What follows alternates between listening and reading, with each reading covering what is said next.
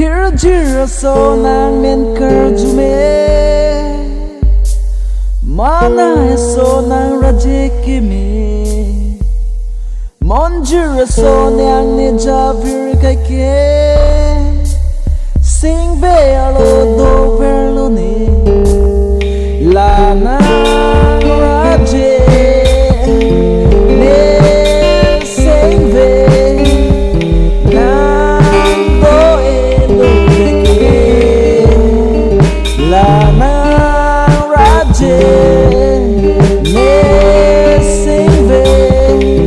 nang do elo kake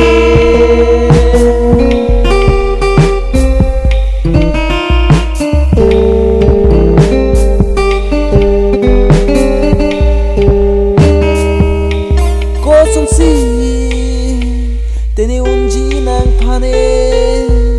kang hon la ne nang raje mai no se ason nang se karjume sing ve alun do dam e ko son si teni unji nang phane kang hon la ne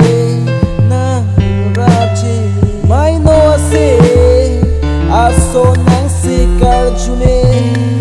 sing ve alun do dam e la nang raje puan ke lange ranam sinang sorjon lo nang panke la nang raje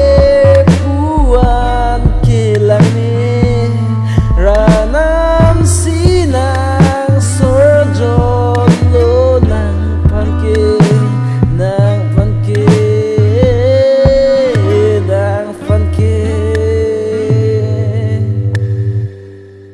Hirjir ason